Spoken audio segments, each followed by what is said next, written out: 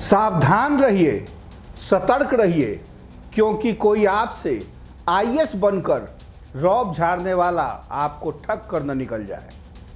ये कहानी है बिहार के खगड़िया की, जो फर्जी आईएएस बनकर करता था ठगी और करता था ठगी का शिकार।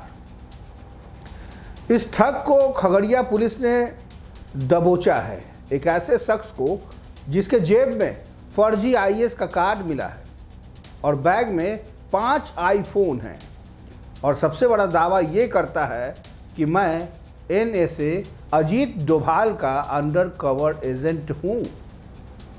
आखिर क्या है पूरा मामला, देखिए NBC 24 की इस स्पेशल रिपोर्ट। खबर बिहार के खगड़िया की है।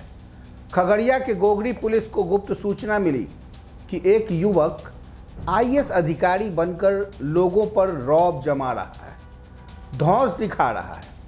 सूचना पुलिस तक पहुंची, पुलिस ने छापेमारी की। छापेमारी हुई तो सारा भांडा फूट गया। आइए पहले खगड़िया एसपी की बात सुनाते हैं।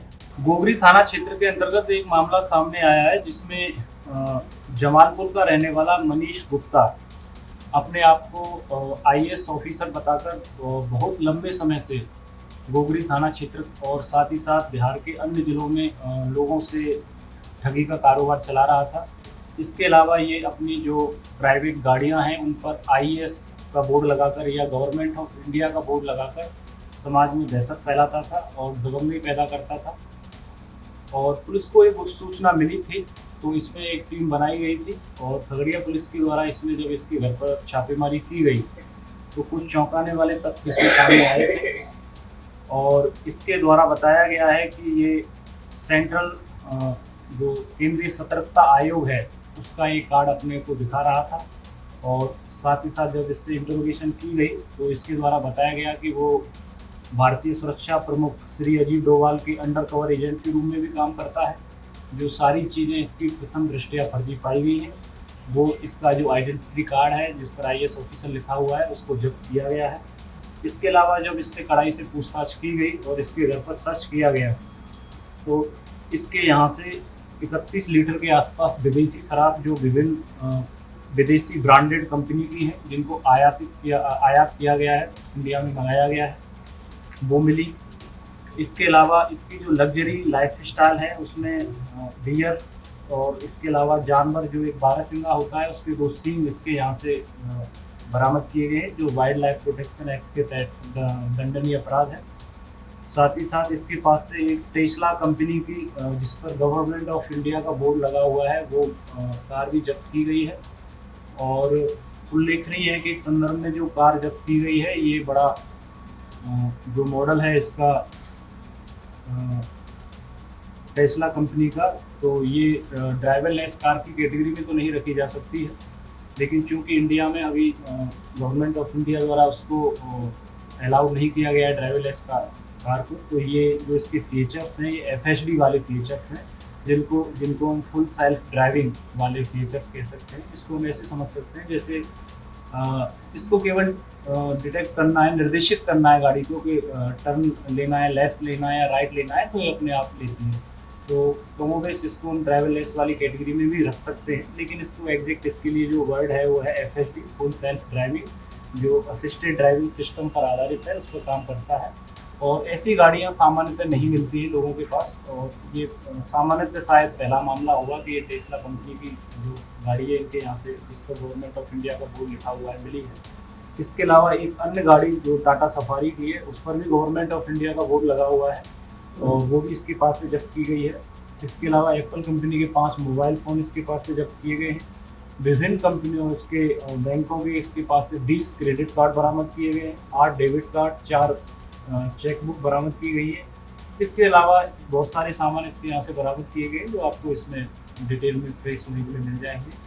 और इसकी जो प्रॉपर्टी है उस पर हम लोग उसका मूल्यांकन कर रहे हैं। इसमें जो स्पेशलाइज एजेंसी है विशेषकर EOU आर्थिक अपराध इकाई बिहार सरकार, उसकी भी हम लोग मदद लेंगे, क्योंकि मामला न सिर्फ फाइनेंशियल फ्रॉड से जुड़ा हुआ है बल्कि लोगों को गुमराह करना, आईएएस बताकर अपने आप को लोगों में दहशत फैलाना, दबंगई करना, उससे भी ये जुड़ा हुआ है। और साथ ही साथ जो संपत्ति इसने कमाई है तो वो या तो उसने लोगों को बहमे रख के कमाई है, या उनको ठगी करके कमाई है, या भ्रष्टाचार से कमाई है।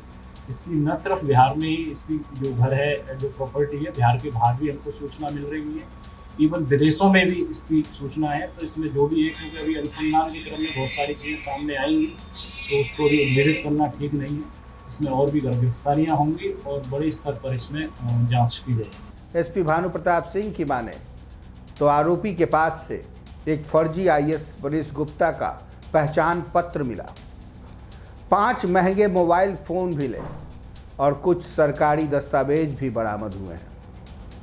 पूछताछ जारी है।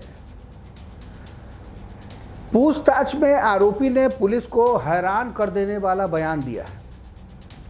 फर्जी आईएएस कहता है कि मैं कोई आम आईएएस नहीं हूं, मैं देश के एनएसए अजीत डोभाल का अंडर कवर एजेंट हूं।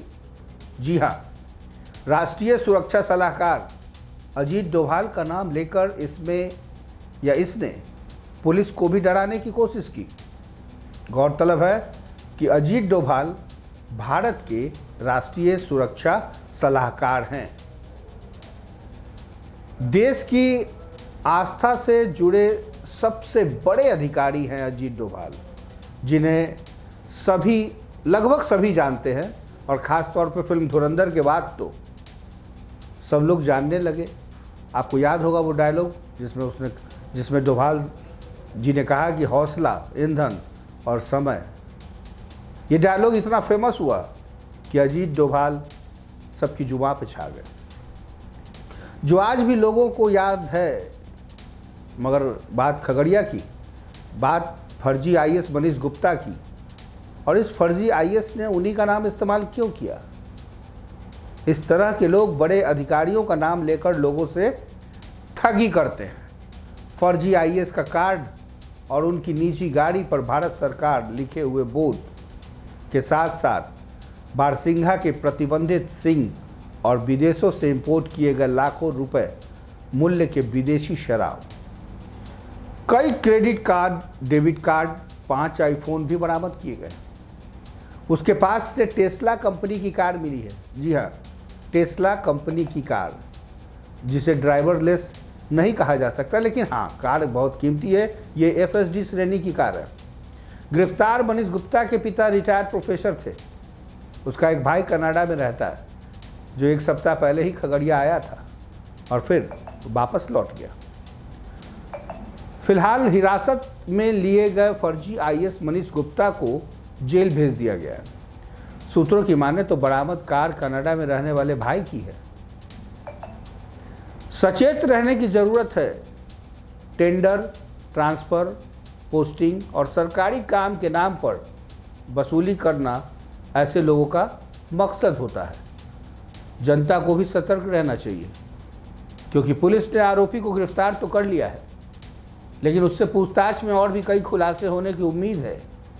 अब सवाल ये है कि क्या यह मनीष गुप्ता अकेला है या किसी बड़े गैंग का हिस्सा? आईएएस, आईपीएस और एनएसए ये देश की शान हैं। इनके नाम पर ठगी करने वाले सिर्फ कानून के नहीं, देशद्रोह के भी दोषी हैं। NBC 24 की अपील हर बार की तरह इस बार भी किसी भी सरकारी अधिकारी से मिले तो सबसे पहले कोशिश करें कि उसकी आईडी चेक करें, और अगर कोई डोभाल का आदमी बनकर आए तो तुरंत 112 यानी 112 पर कॉल करें। खगड़िया पुलिस की त्वरित कार्रवाई या इस एक्शन को सलाम करना होगा, जिसने बिना देर किए इस ठग को समय रहते पकड़ लिया गया। NBC 24 नज़र बनाए रखेगा। खगड़िया से NBC 24 के लिए विक्रम कुमार की रिपोर्ट।